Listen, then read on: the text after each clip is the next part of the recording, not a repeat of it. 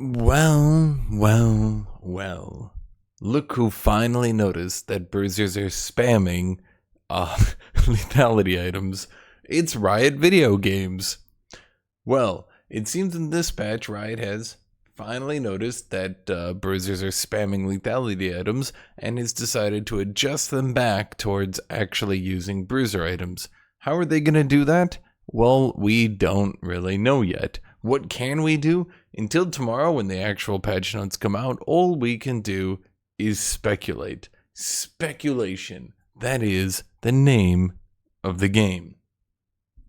So what do we have going into patch 13.17 preview part 1? Part 1, meaning I will, of course, be doing a second version of this video tomorrow once the actual changes are unveiled. Why? Because these are particularly exciting to me. But let's read through these. As always, you can put this on in the background or, watch me. I'll try to keep it visually stimulating. I like using that phrase. But I'm going to be blunt. I'm not sure we'll get past 20 minutes here because there's not really that much to talk about, right? So, we're moving some champions off pure killing power builds and onto more durable builds. Presumably, he should have said builds here. Aatrox, Hecarim, Vi, and Xin Zhao, which is a good list. I think Aatrox, Hecarim, Vi, and Xin Zhao were all spamming one-shot builds a bit much, when all four of those are actually supposed to be kind of drain tanky, bruiser, juggernaut kind of style champions. Unfortunately, they're all just going for the one-shot, the funny one-shot. We're also doing targeted adjustments to some champs who lost durability, e.g. from shield bow moving from 1st to 3rd. Additionally, he said down here, in line with our strategy from previous patches, we're continuing to nerf some of the top junglers down rather than buffing weak junglers up. We're pulling Blitzcrank's jungle mods out. It's been hard to make it viable, and it's adding complexity to an otherwise elegant champion. Bravo, Mr. Froxen. Bravo. That's why I liked this post, because that's a likable post. I like everything he just said there. Yes, basically, Blitzcrank being able to clear the jungle enables him to farm the jungle for his AD carry better. It doesn't make him a jungler. It means that Blitzcrank can try to clear, for example, Krugs or Gromp better and give it to his AD carry next to him. It also means he can do objectives better. It doesn't make him a jungler. In fact, it just makes him weird and stupid. I think that the champion is perfectly fine right now and does not need what they would call complexity to an otherwise elegant champion. I also believe nerfing junglers every patch is just good.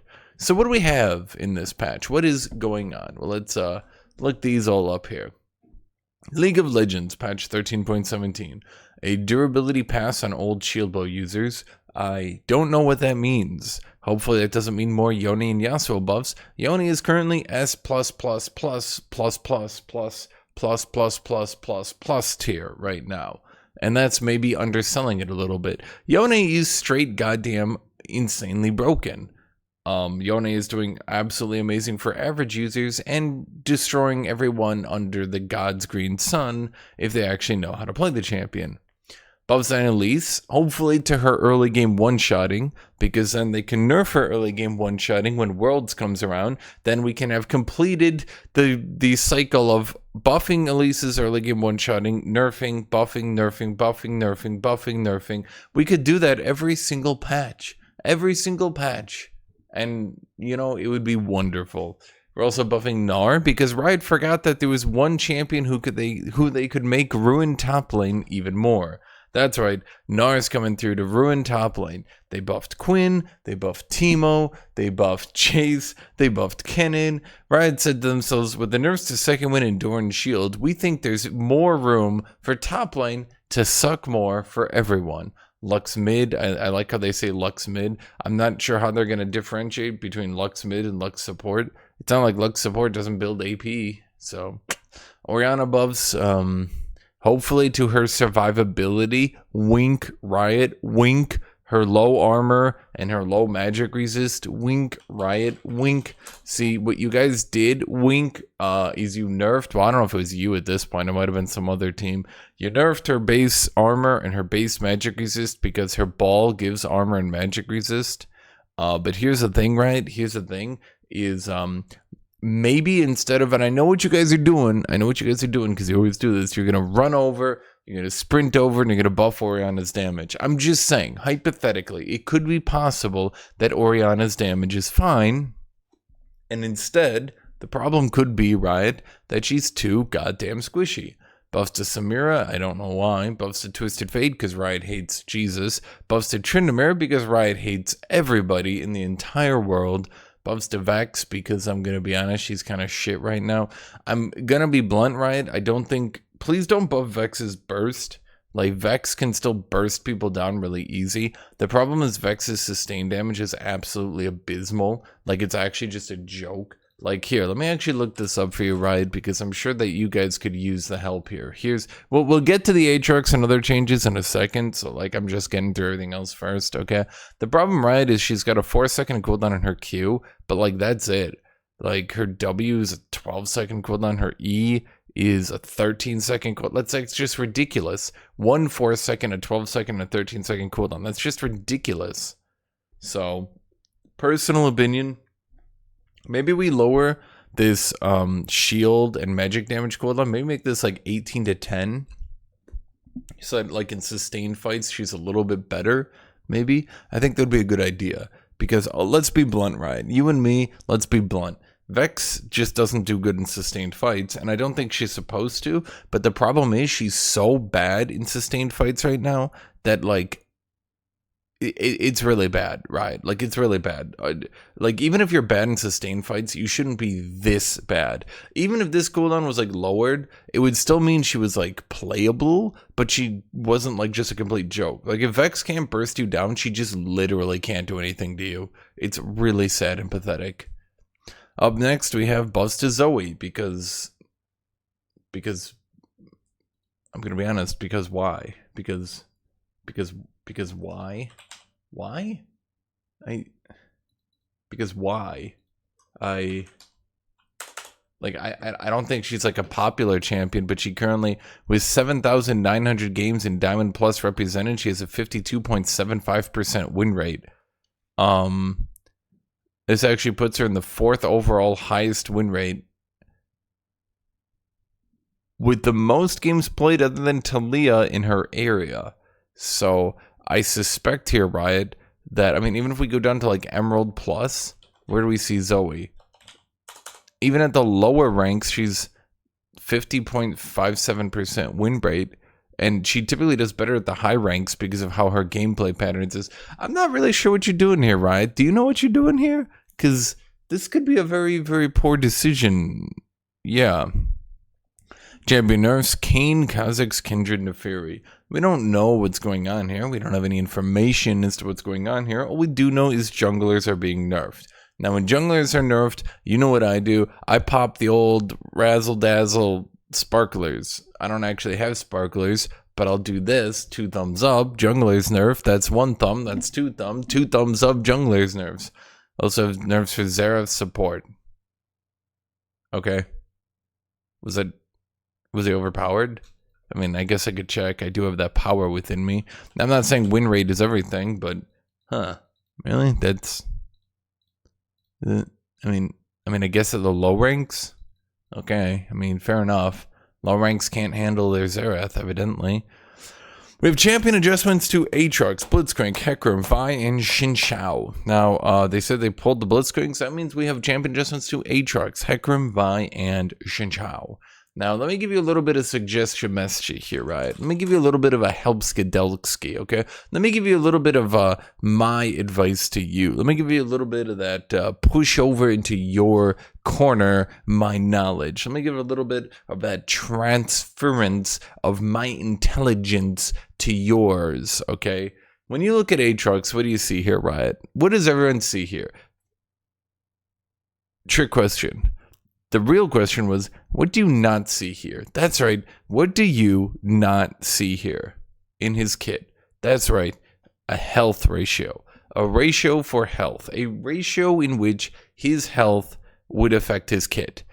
Back when Aatrox had a revive, he did have a health ratio. He revived with 50% of his health. It wasn't like, oh my god, but it was like, okay, if you build health, you get that health back when you revive with your ultimate. Now, it's been gone for quite some time.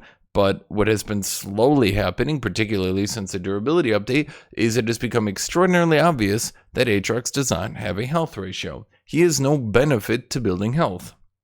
Health on Aatrox only keeps him alive. It doesn't actually help him beyond that. Now you might say that's obvious. You might say, well, of course that's how it works. But the issue is that a champion like Aatrox does need a health ratio, or like Riven, he's just going to build pure damage.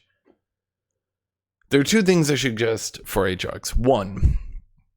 Suggestion number one, if you're going to do these little adjustments, let me give you a little bit of help here. If you move some of his healing to pre-mitigation healing, that might make him better against tanks, sure. But the thing is, by moving some of his healing to pre-mitigation, that will also allow him, much like Renekton, to stack bruiser items and get his healing off just stacking damage. So long as it's under control, let's say half his healing is pre-mitigation and half his healing is post-mitigation healing, then that would mean that building armor pen on him is still good, but at the same time, it would mean that you don't need to stack armor pen and lethality to get any healing. The problem here, Monsieur Riot Video Games, is that when you guys giga nerfed the shit out of his E, and you nerfed its healing into the goddamn ground, the problem here is that Aatrox used to heal 100% of damage dealt in his ultimate. He used to, back in the day. Now, obviously, he doesn't. And the problem with that is that because Aatrox started to stack lethality and stack pure damage, healing that much damage was, obviously, some people might say a bit offensive, a bit much. Obviously, you've nerfed healing debuffs, and obviously, the game has moved on with its life. Not everyone has a healing debuff all the time nowadays. So obviously, he's not going to be able to need 100% of his damage is healing. But we could say that it would be a good idea to detach his healing from pure damage dealt. Much like Renekton, if you guys have ever played Renekton, let me go look at that for you guys. Much like when we look at Renekton, we can see, what do we see here? Renekton heals a flat amount. He heals 36 to 108 plus 45% bonus AD on every rage Q. On every non-rage Q, it's significantly less, but you get the idea, right? If Renekton uses a rage Q, it heals him a lot. And it doesn't matter how much damage it does, it just heals him that amount. This is good. And this allows Renekton to do the Gore Drinker, Black Cleaver, Sterix Gauge build that has become quite popular in the champion. A build that used to be popular in champions like Aatrox. I think if we move some of his healing back there, or alternatively did something else with his kit, that would work. Now when you hear alternatively, you're thinking, wait, what do you mean? I mean, what about if his passive, and I'm just spitting hypotheticals on you right now, what if his passive did 4 to 12% health damage but did not heal? It would obviously still heal because of how his E works, but it didn't heal. Instead, what if Aatrox healed, let's just say 6.5% of his health when he hit you with Deathbringer stance? Didn't heal based on the amount of damage dealt, but healed him based on his health. This would allow him to build health and then heal based on that increased health.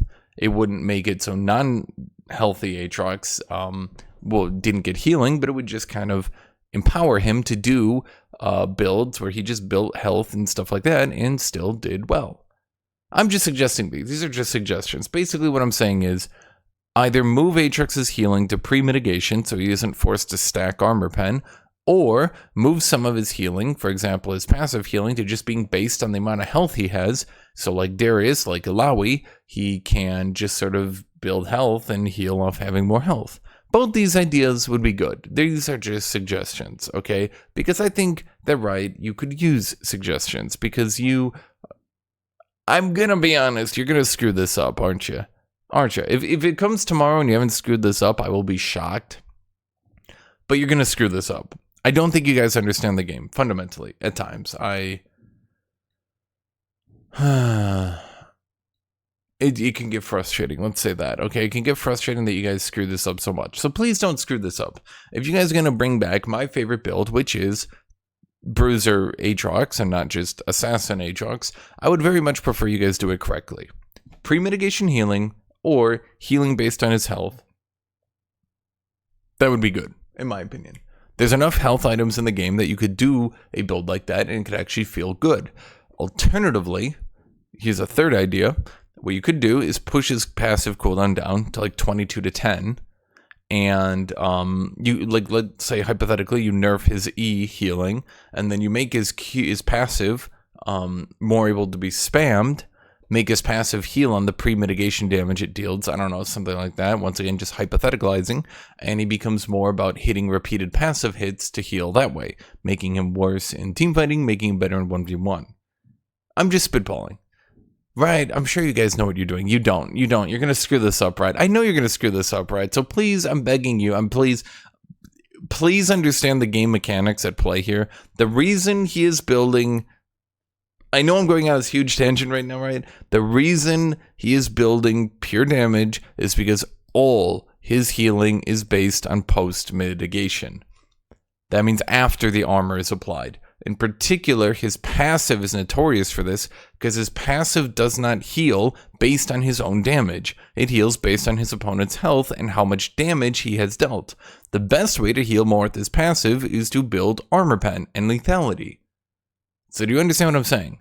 If you moved even his passive to pre-mitigation, it would make him significantly better at healing without needing to build lethality and armor pen. Okay, just ideas. Blitzcrank, you guys pulled that. Hecarim, you guys are fucked up. I don't need to spend that much time on Hecarim, do I? Basically, you guys screwed up Hecarim so much because all you did is you just kept nerfing his damage, his base damage over and over and over. You nerfed his E base damage, his Q base damage. Did you even nerf his ult base damage? You might have nerfed his W base damage. Anything that Hecarim did, you nerfed. And basically, in fact, I'm going to go look it up. I wasn't going to look it up at first, but I'm going to go look it up just to prove my point. That champion's base damage right now is very low. He's down to 60 to 160 physical damage. I mean, really? 60 to 160. Yeah, the AD ratio is high, and yeah, the AD ratio is spammable, but damn, he's down to 60 to 160, with his passive being 12 to 24%. I'm just saying, right? This champion, if he ever builds a tank item, his damage will be like, doo-doo-doo-doo-doo. Like, you guys know how to make bruisers build actual bruisers, right? You give them health ratios, you give them damage scaling based on their base damage so it can scale up through levels and not just through, building damage items. This is bonus AD, this is bonus AD, that's it. He has no base AD scaling. He has, his passive kind of scales his damage, that's it. Like, it's obvious that he's going to build pure damage. He's not incentivized to not build pure damage. The only incentivization he would have to not build pure damage was with his W, back when it healed. But the thing is, you literally reduced to half the amount of healing he gets from his allies. He now only heals 12.5% of allied damage. That means if an opponent with 3,000 health dies in front of him, his allies kill an enemy right next to him with 3,000 health, that means he will heal an utterly insignificant 375. Whereas in the past, he would heal like 900 if an ally died next to him. Do you understand that you've almost reduced it to a third? It is almost down to a third of the amount of healing he gets. It's quite low. It's quite low. Okay? His allied healing is now quite low. I know you guys didn't like tank Hecarim, but do you really like assassin one-shot haha funny Hecarim? Do you really like that more? Vi. Why am I showing Vi? Because it's really obvious what happened here, right? Her passive used to be 15% health, now it's 10% health. With her passive being so utterly insignificant, there is basically no reason to try to build defensively on Vi. How could we fix this?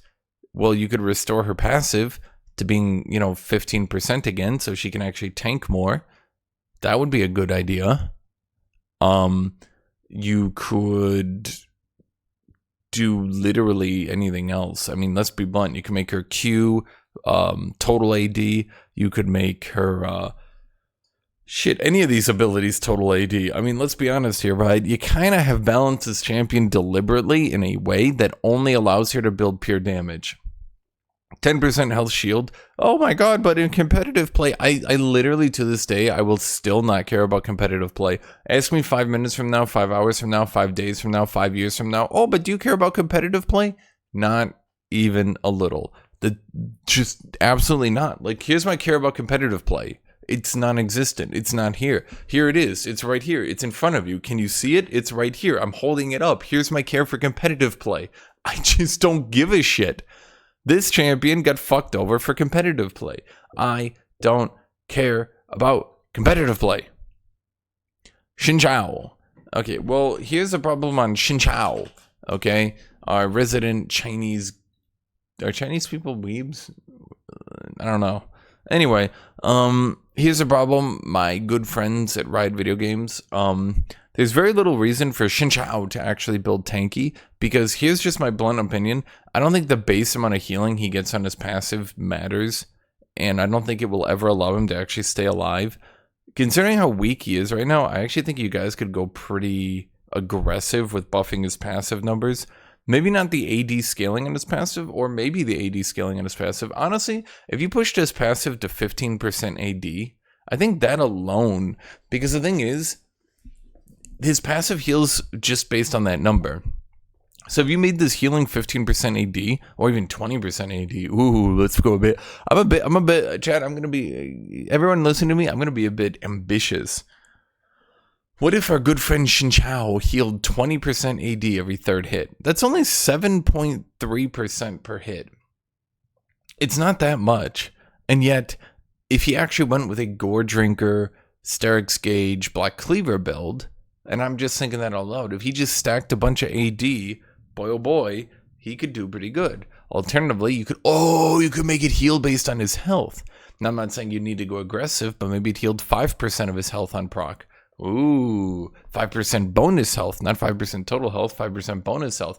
Oh man, then that Sterix Gauge, that Gore Drinker, it starts looking rather juicy on him. I'm just saying, right? The mechanics are there. You're going to screw this up. There's no reason to screw this up. We know how this works. You know how this works. Let's not screw this up, right? Let's make these 4 champions build Bruiser again. Make Bruisers heal a lot and annoy the shit out of people again. Yeah! I want the Reddit front page to be nothing but Bruiser hate. I actually do. Because I'm going to be completely blunt with you. Like, I think that when the Reddit front page is filled with Bruiser hate, like, the entire game works better, in my opinion. It does. Like, we need to restore normalcy. Do you know what I see when I go to, like, Reddit League of Legends?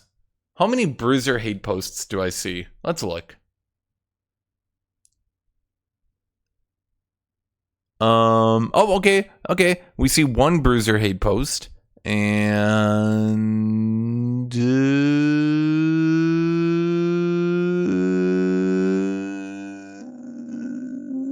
no, that seems to just be that one. Just one Bruiser hate post.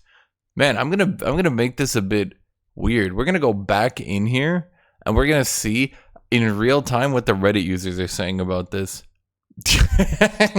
You and me both, buddy. You and me both, man.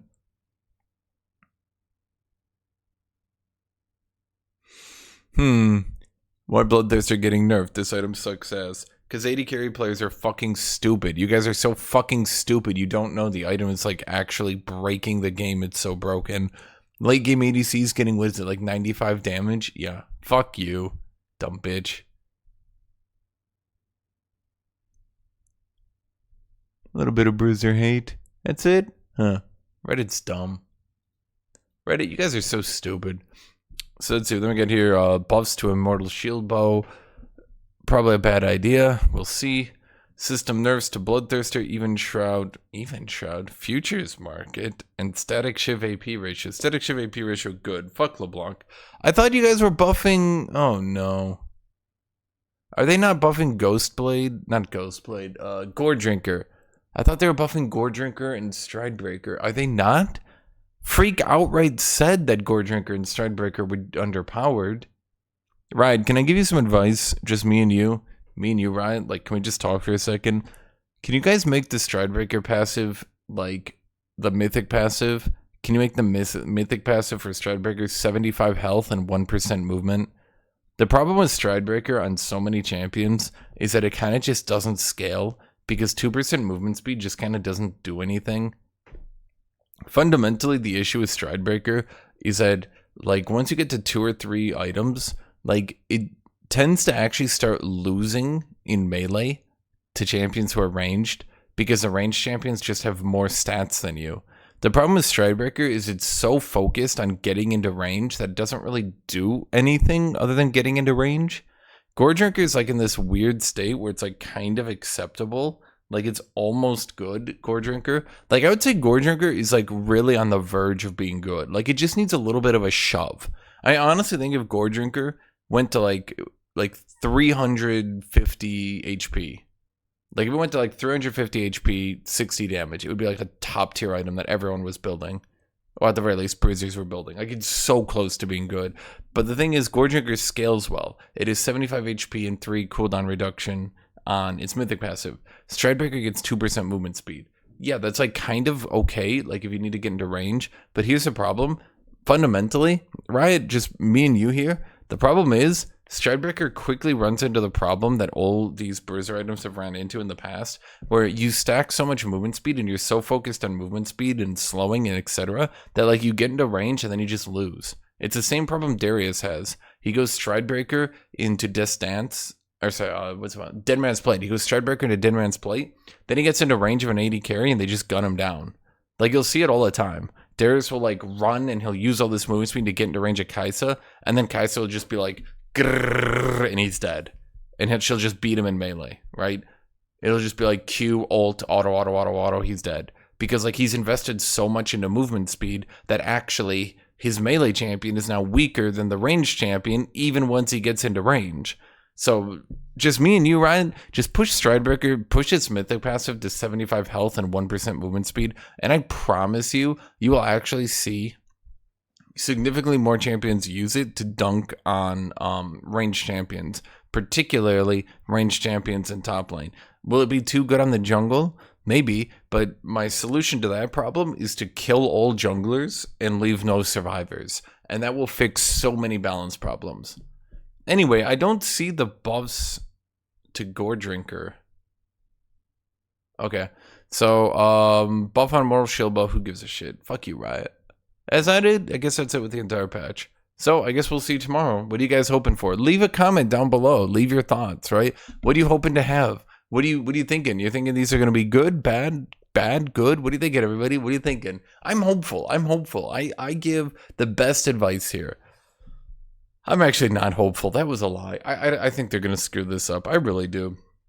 Normally I would try to be like positive and whatever, but like, come on, dude. Like, when's the last time they've touched Bruisers and like it's improved this situation? Serious question. Like, when's the last time a Bruiser champion has been like touched?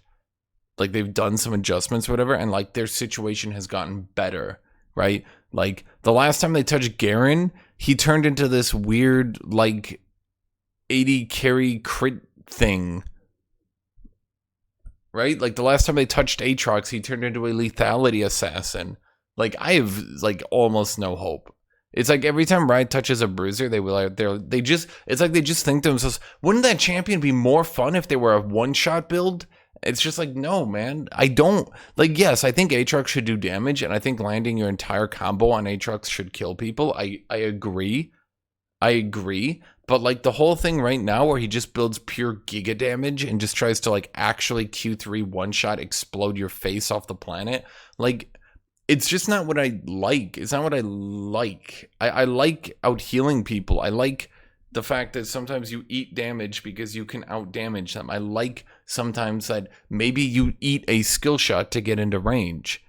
People will say, oh, well, don't eat skill shots, but maybe you mentally can look at it and you can say, no, I could survive that. And if I get into range, I can heal more than the damage they deal. You know what I mean? So like the problem is right now, he's just the funny one shot. All these champions are the funny one shot. Funny one shot Hecarim, funny one shot Xin, funny one shot Vi, funny one shot Aatrox. They're all funny one shot. But the thing is, all 4 of these champions are supposed to be healing, or at the very least for Vi, shielding, and able to take trades and punch back. In Vi's case, quite literally. Xin Zhao's passive has been nerfed so goddamn hard. I mean, seriously, if the champion had 200, oh my god, when you actually put it, he would need 250 bonus AD, sorry, 260 bonus AD just to heal 100 every third hit on his passive. With 250 bonus AD, Xin Zhao heals 33 per passive hit. That's fucking pathetic.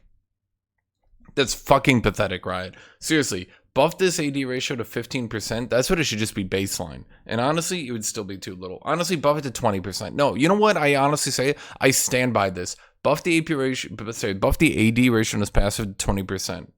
Straight up. Could he eat that and still be fine? Oh yeah, the fact that it can't even find him here to compare. Yeah, he could do that. Buff that shit, buff that shit, buff that shit. Because like if you look at the high ranks, I bet he's a piece of shit. Yeah, he is. I promise you right now, Ryan, buff this shit to 20%. 20% AD healing every third hit.